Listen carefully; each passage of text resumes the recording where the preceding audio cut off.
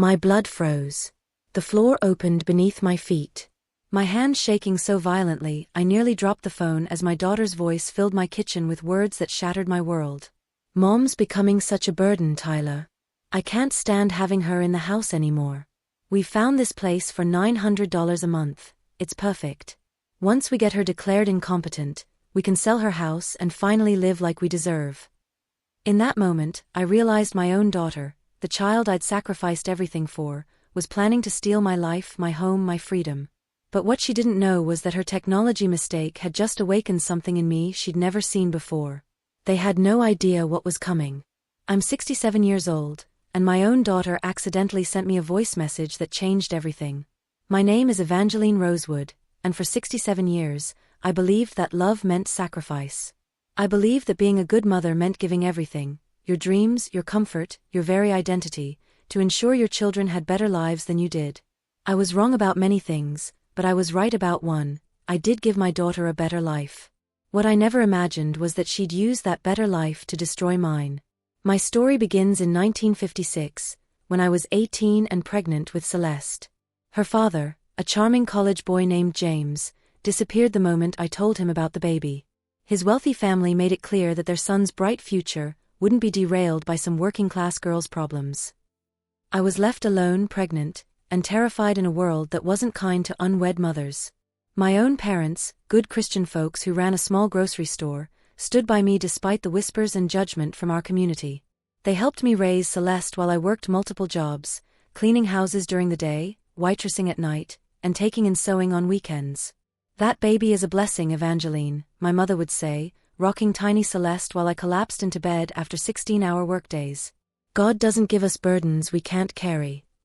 For the first few years, it felt like a burden I could barely manage. But as Celeste grew into a bright, beautiful little girl with golden curls and an infectious laugh, I discovered that love could transform any sacrifice into joy. Every sleepless night, every aching muscle, every dollar stretched until it screamed, all of it became worthwhile when she'd run into my arms and call me Mama. I was determined that Celeste would never know poverty the way I had. While other mothers my age went to movies or bought pretty dresses, I saved every penny for her future. I sold my grandmother's wedding ring to pay for her piano lessons. I worked extra shifts at the diner to buy her the nice school clothes that would help her fit in with the wealthy children. When Celeste was 8, my parents died in a car accident, leaving me their small house and the crushing responsibility of raising her completely alone. The house needed constant repairs I couldn't afford, but it was ours, and it represented security in an uncertain world. "Mama, why do you work so much?" 6-year-old Celeste asked one evening as I darned holes in my stockings by lamplight. "So you can have everything you need, sweetheart," I replied, pulling her onto my lap. "So you can go to college and become anything you want to be." "I want to be just like you," she said, and my heart nearly burst with love and determination to prove her wrong. I wanted her to be nothing like me. I wanted her to be free from the constant worry about money, free to choose her path without desperation driving every decision. Throughout elementary school, Celeste excelled at everything. She was the brightest student in her class, the star of every school play, the child other parents pointed to as an example. I beamed with pride at every parent-teacher conference, every award ceremony, every moment that proved my sacrifices were creating something beautiful. Mrs. Rosewood, her third-grade teacher, said, "Celeste has exceptional potential. You should consider accelerated programs, perhaps private tutoring to really develop her gifts."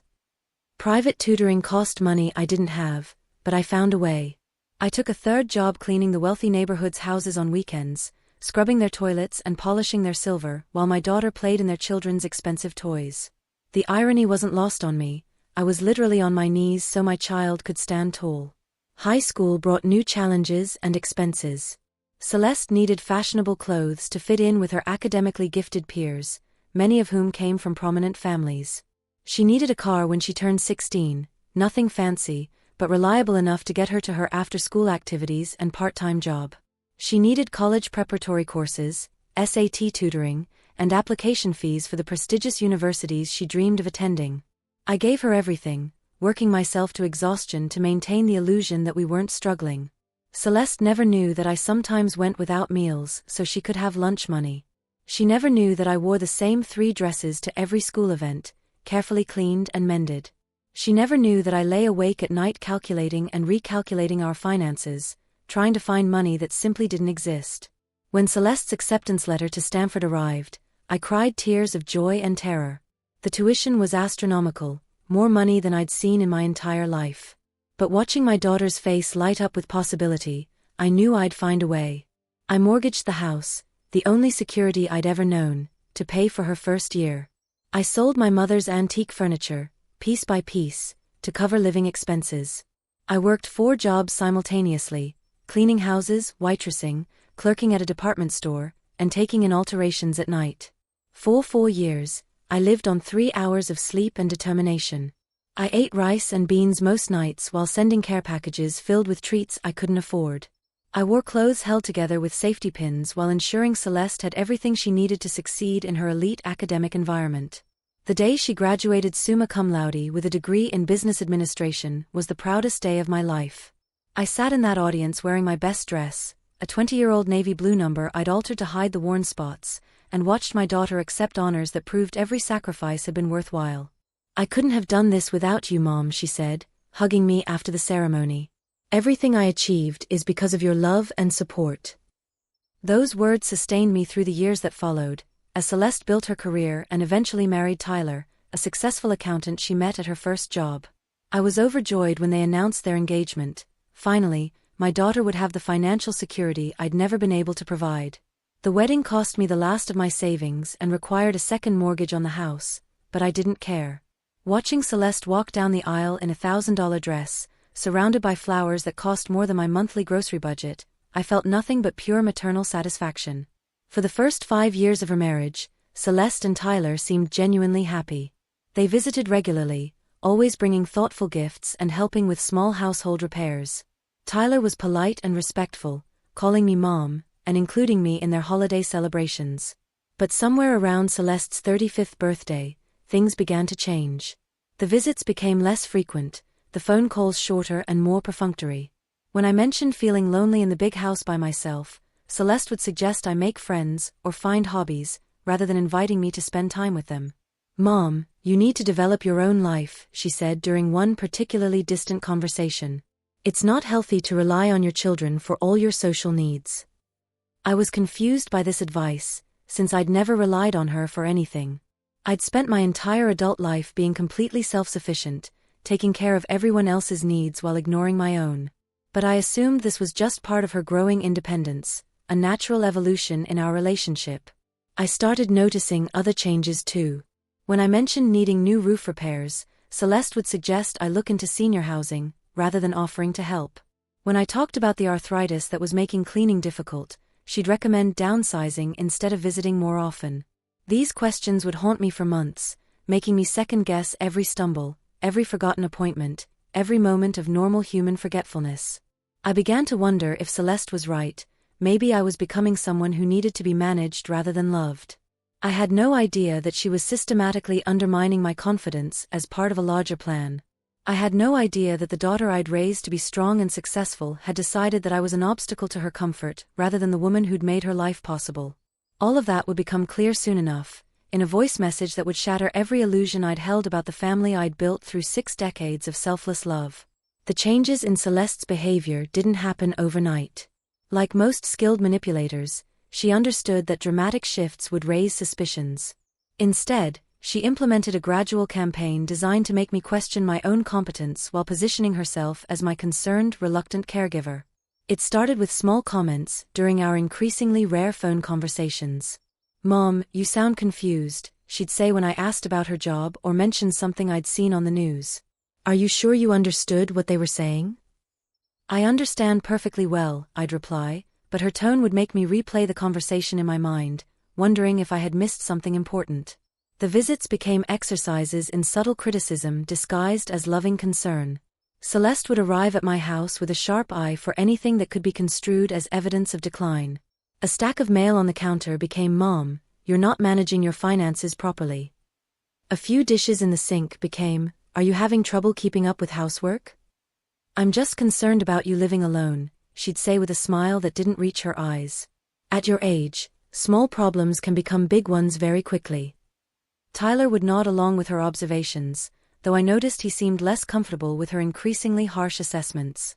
Maybe we could hire someone to help with the heavy cleaning, he'd suggest, trying to soften Celeste's implications that I was becoming incompetent.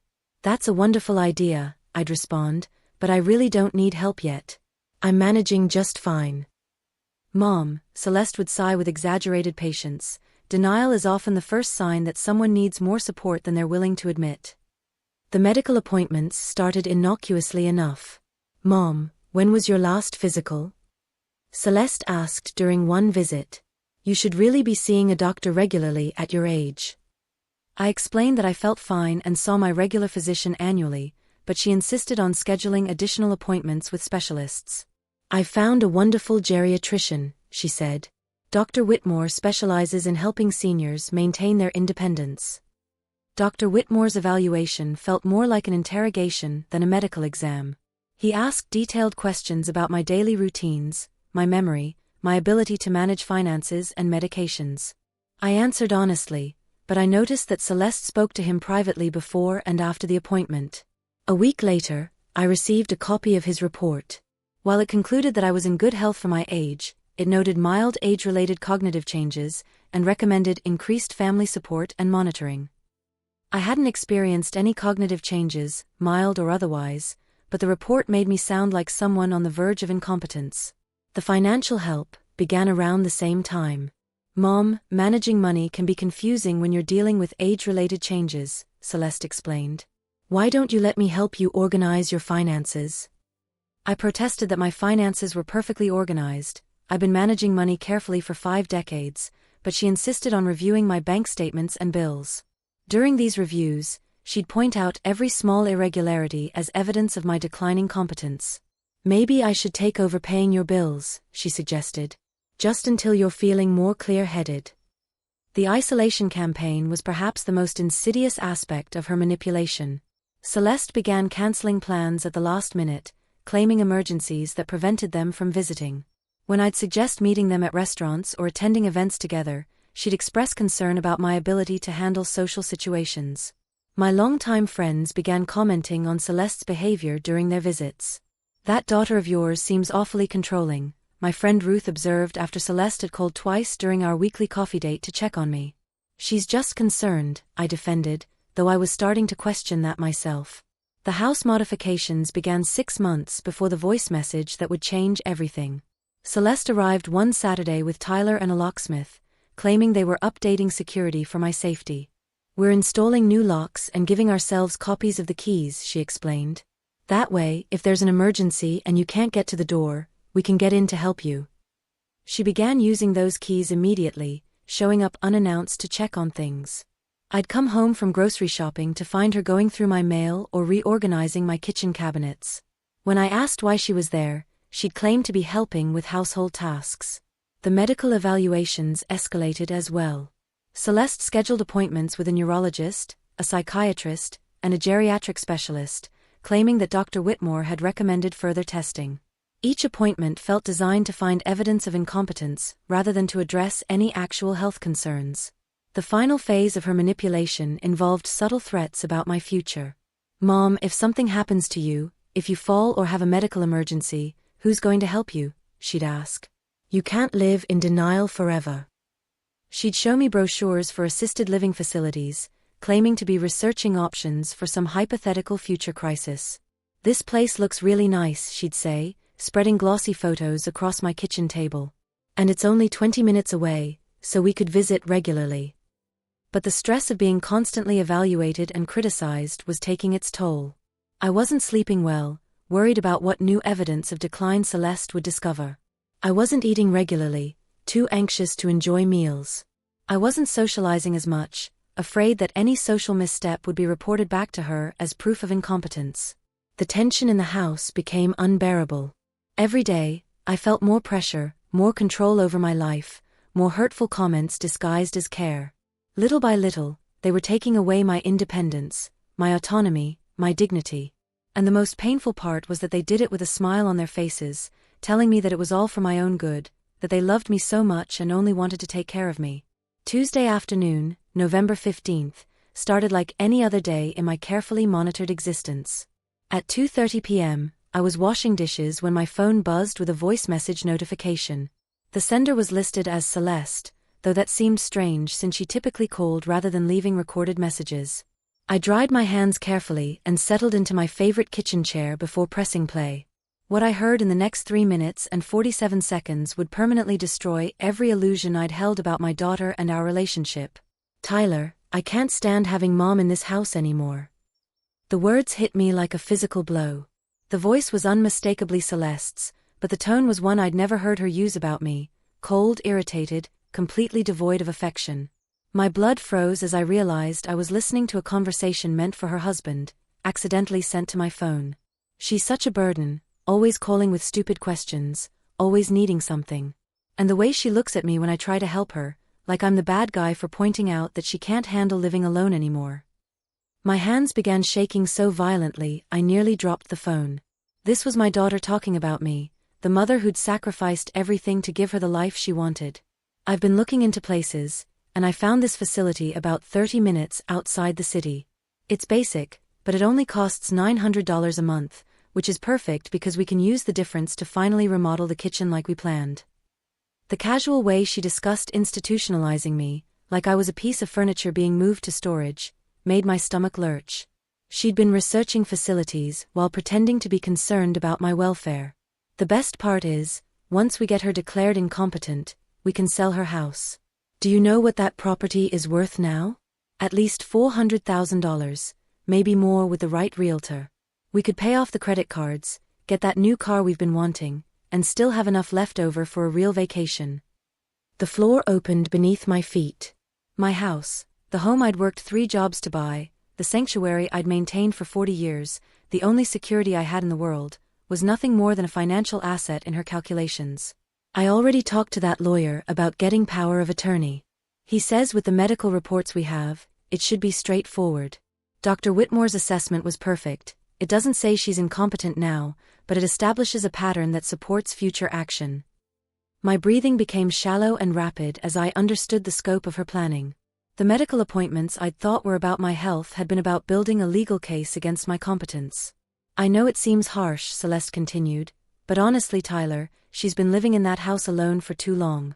She's getting weird, paranoid, suspicious of everything I try to do to help her. The facility will be good for her, she'll have people around, activities, medical supervision. And we'll visit regularly, at least at first." The way she described my paranoia and suspicion made me realize how expertly she'd been gaslighting me. My perfectly reasonable resistance to her increasing control had been reframed as evidence of mental decline. "And Tyler, once this is done, we never have to pretend anymore. No more Sunday dinners listening to her boring stories about the old days. No more guilt trips about not visiting enough. No more managing her feelings when we want to live our own lives." Those words cut deeper than any of the others. The Sunday dinners I'd thought were treasured family time had been obligations she endured. With the $400,000 the house is worth, we can pay off all our credit card debts, the car loan, and we'll even have enough left over to go to Europe on vacation like we've always wanted, Celeste continued. "And the best part is we won't have to pretend to love her anymore." The message ended with casual discussion about dinner plans, as if they'd just discussed weekend entertainment rather than the destruction of my life. I sat in my kitchen, still holding the phone, replaying the message over and over, hoping I'd misunderstood something, hoping there was some innocent explanation for words that seemed so clearly cruel and calculated. But each listening confirmed the devastating truth: Celeste saw me not as a mother to be honored, but as an obstacle to be removed. As the shock began to wear off, it was replaced by something I hadn't felt in decades: pure crystalline fury. Not the hot anger of a moment's frustration, but the cold rage of someone who finally understood how completely they'd been betrayed. But that naive, self-sacrificing woman died in my kitchen that Tuesday afternoon, listening to her daughter's casual discussion of destroying her life. In her place, something harder and smarter was being born, someone who understood that love without boundaries was just an invitation for abuse. She'd made one critical error in her planning. She'd assumed that the woman who'd spent her life being accommodating and self-sacrificing would continue to be passive when her own survival was threatened. She'd underestimated the strength it had taken to raise a child alone, to work multiple jobs while maintaining a household, to build security from nothing through sheer determination. Most importantly, she'd forgotten that the woman who'd built a life from nothing while raising a child alone had learned skills far beyond maternal sacrifice. I knew how to plan, how to research, how to work systematically toward long-term goals. I knew how to be patient when patience served my purposes, and how to act decisively when action was required. That night, I made a decision that would change everything. I wasn't going to confront Celeste with emotional appeals or family guilt.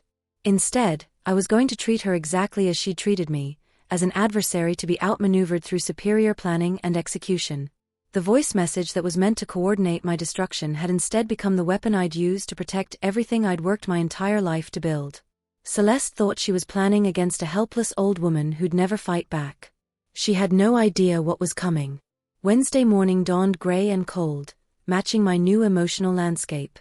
I woke up before sunrise, not from anxiety or insomnia, but from the energizing clarity that comes with having a mission. For the first time in months, I had a purpose that went beyond defending myself against Celeste's manufactured concerns about my competence. I was going to destroy her plans so completely that she'd never be able to threaten my independence again. My first step was securing the evidence. I carefully recorded the voice message multiple times, creating backup copies and testing the audio quality. Then I transcribed every word, creating a written document that captured not just Celeste's plans, but the casual cruelty with which she discussed my institutionalization. My second step was research. I spent Wednesday afternoon at the public library, reading everything I could find about elder law, competency evaluations, and power of attorney procedures. What I discovered was both alarming and empowering. The key was documentation. Celeste's plan relied on creating a narrative of decline that could justify legal intervention.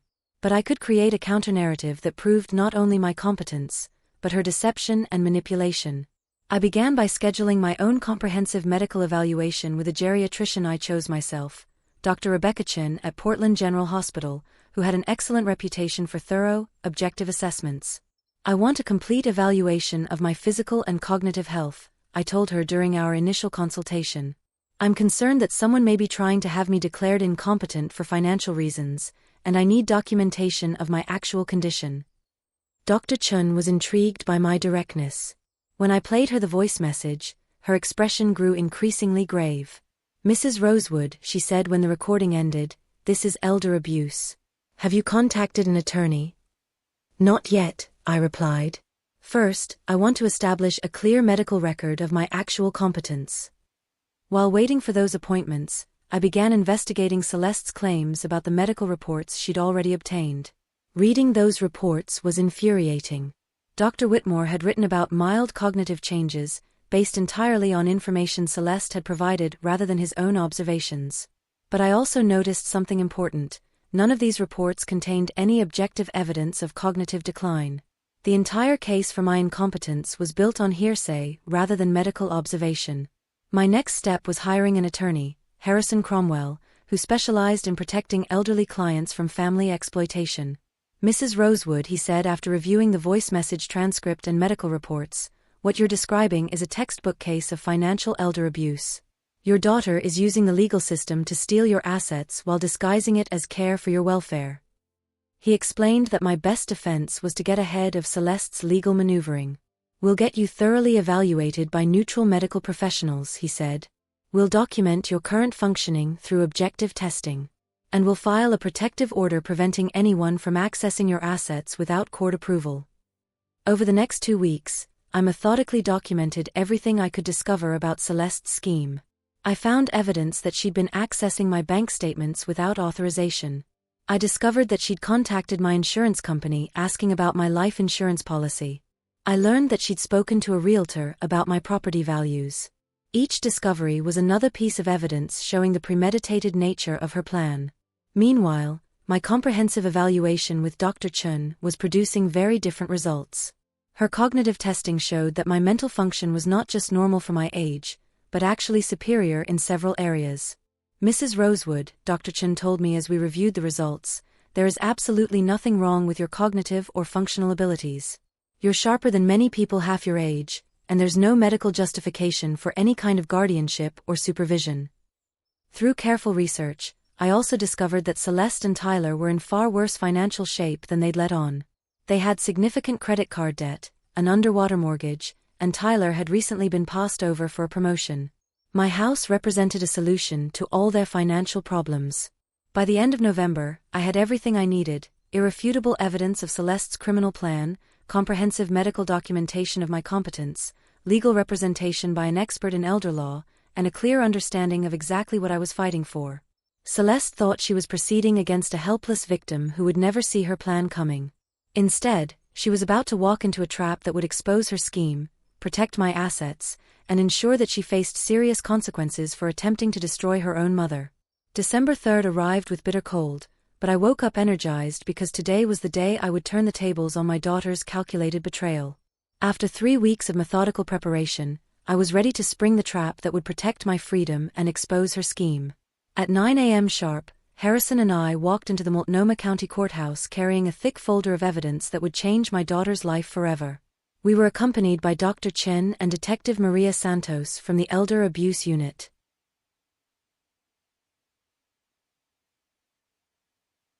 Our first filing was a protective order preventing anyone from accessing my financial accounts or making medical decisions on my behalf without court approval.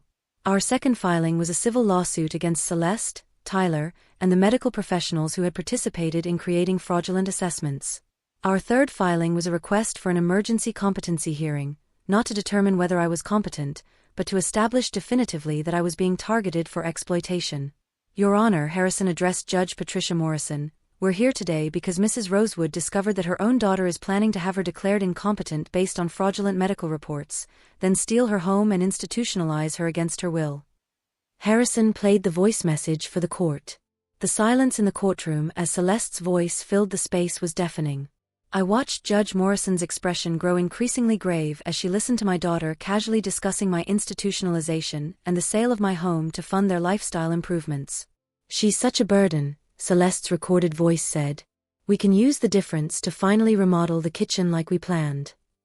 When the recording ended, Judge Morrison looked directly at me. Mrs. Rosewood, when did you receive this message? 3 weeks ago, Your Honor, I replied, pleased that my voice was steady and clear. It was sent to me by mistake. Dr. Chun was sworn in as our first witness. Her testimony was precise and devastating. Your Honor, I conducted a comprehensive evaluation of Mrs. Rosewood's cognitive and functional abilities. She scored in the superior range on all standardized tests. There is absolutely no evidence of dementia, cognitive impairment, or functional decline. Harrison then presented our evidence of Celeste's financial access to my accounts, her conversations with realtors about my property, and her research into assisted living facilities, all conducted without my knowledge or consent. At this point, the courtroom doors opened and Celeste walked in with her own attorney. She'd clearly been notified about the hearing, though she appeared shocked by what she was walking into. Your Honor, Celeste's attorney said, my client was not aware of these proceedings. We request time to prepare a response to these allegations. Judge Morrison studied Celeste coldly. Ms. Rosewood Matthews, are you the person whose voice we just heard on that recording? Celeste glanced at her attorney, who nodded reluctantly. Yes, Your Honor, but that conversation was taken out of context. My mother has been exhibiting signs of confusion and decline. We were only trying to ensure her safety and welfare. By institutionalizing her and selling her home without her consent?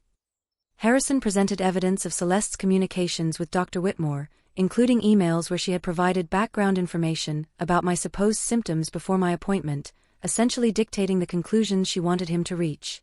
Your Honor, Detective Santos finally spoke up. Based on the evidence presented today, I believe there are grounds for criminal charges against Ms. Matthews for financial exploitation of an elderly person, fraud in obtaining medical evaluations, and conspiracy to commit theft. The courtroom fell silent as the weight of potential criminal prosecution settled over Celeste. Her face had gone completely white, and she was staring at me with an expression of shock and growing panic. Judge Morrison reviewed the evidence for several minutes before speaking. Mrs. Rosewood, based on the medical evaluation presented today and my own observation of your testimony, I find no evidence that you are incompetent or in need of guardianship. Your protective order is granted. No one may access your financial accounts or make decisions about your property or medical care without your explicit consent and court approval. She turned to Celeste. Ms. Matthews, I'm ordering you to immediately return any financial documents, keys, or other property belonging to your mother. You are prohibited from accessing her accounts, entering her home, or contacting her except through legal counsel." She handed a file to Detective Santos. "Detective, I'm referring this matter to your department for criminal investigation. The evidence suggests multiple felonies have been committed." As the hearing concluded, I felt a profound sense of vindication and relief.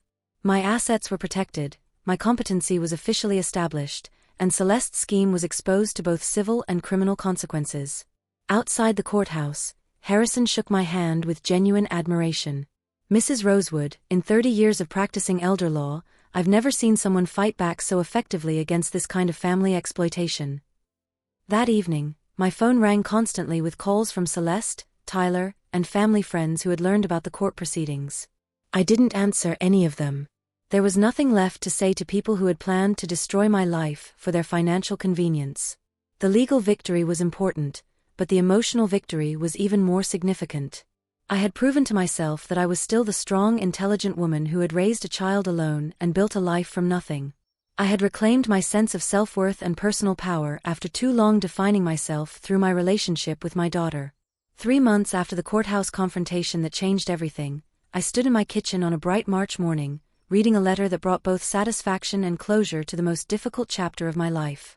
The letter from the district attorney's office informed me that Celeste had entered a guilty plea to charges of financial exploitation of an elderly person and conspiracy to commit fraud.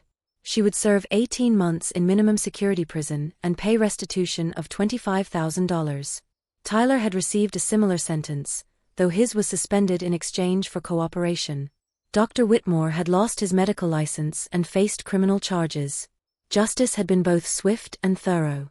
But the legal victories paled in comparison to the personal transformation I'd undergone since discovering my daughter's betrayal. The woman who had defined herself through service to others had learned to value her own dignity and independence above family harmony and social expectations. My new life began with selling the large house, not because I was forced to, but because I chose to. I purchased a beautiful 2-bedroom condominium in a senior community that valued independence and active living. The senior community had been a revelation. Far from being a place where elderly people were warehoused, it was a vibrant environment where accomplished men and women continued to grow and contribute. I found myself surrounded by former executives, teachers, artists, and professionals who had no intention of being marginalized because of their age. I joined the community's legal advocacy group, which helped other seniors protect themselves from family exploitation and financial abuse. My experience with Celeste's scheme had given me expertise that was sadly relevant to many other residents. I began speaking at elder law seminars, sharing my experience and encouraging other seniors to protect their assets and autonomy. The response was always overwhelming, audiences filled with people who recognized their own situations in my story. My work with the advocacy group connected me with Harrison's law firm, where I became a part-time consultant helping attorneys identify signs of elder abuse. My experience with Celeste's psychological manipulation had taught me to recognize the patterns that preceded legal and financial abuse.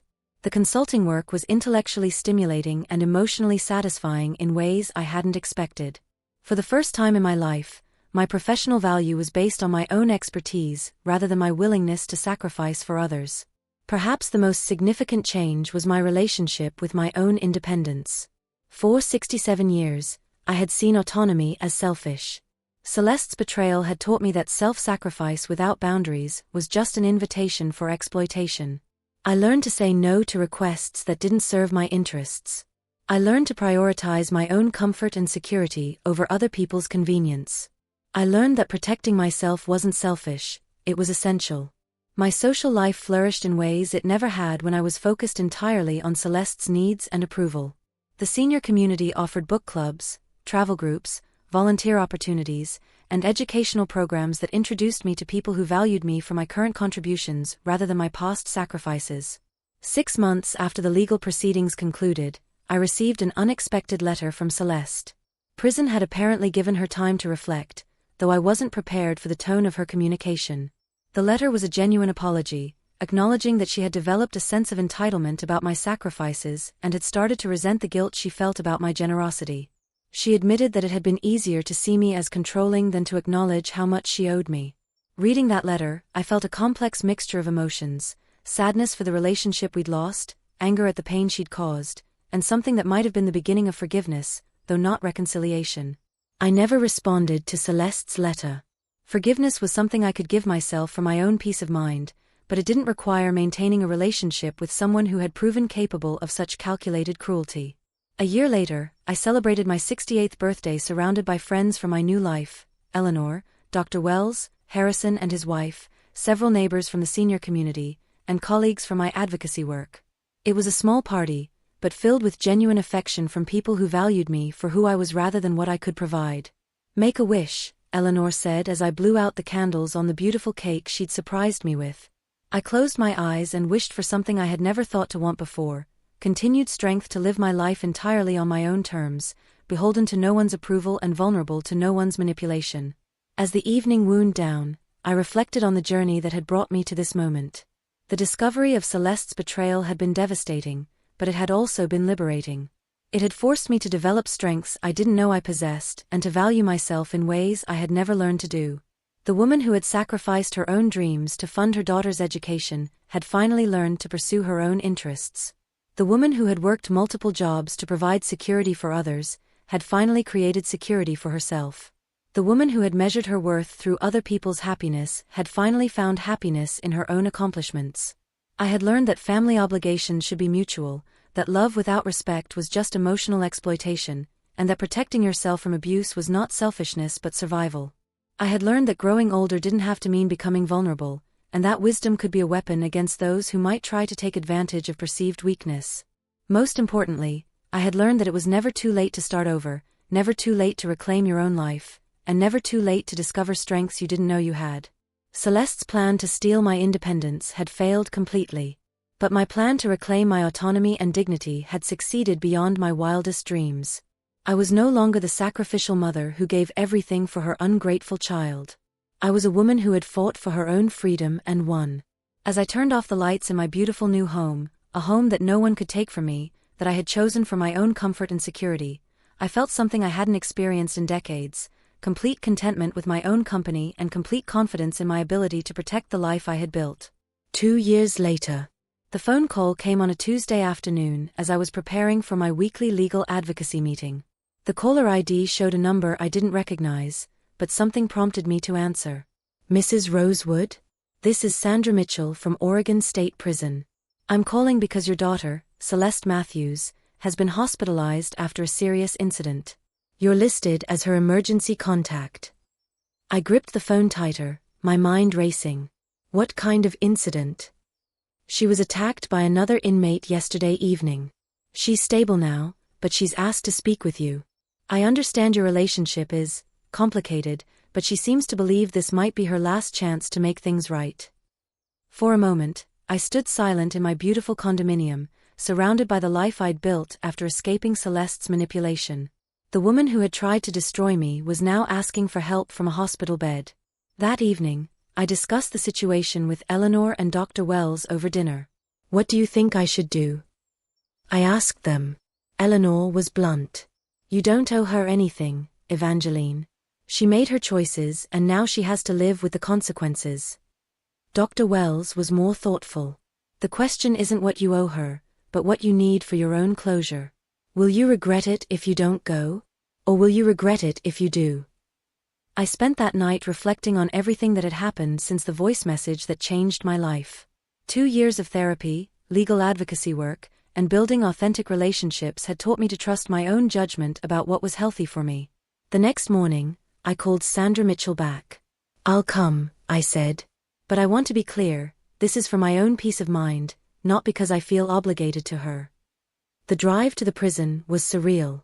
I'd never imagined I'd be visiting my daughter in such a place, but then again, I'd never imagined she'd be capable of the cruelty I discovered in that voice message.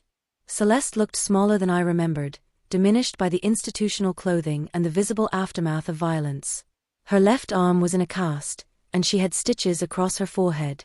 But her eyes were clearer than they'd been in years, free of the calculating hardness that had characterized her interactions with me.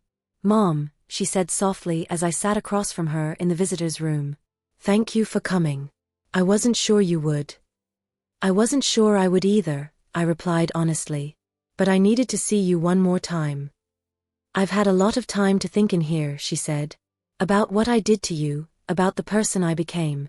The other inmates, they don't take kindly to people who abuse their elderly parents. I've learned what it feels like to be vulnerable and afraid.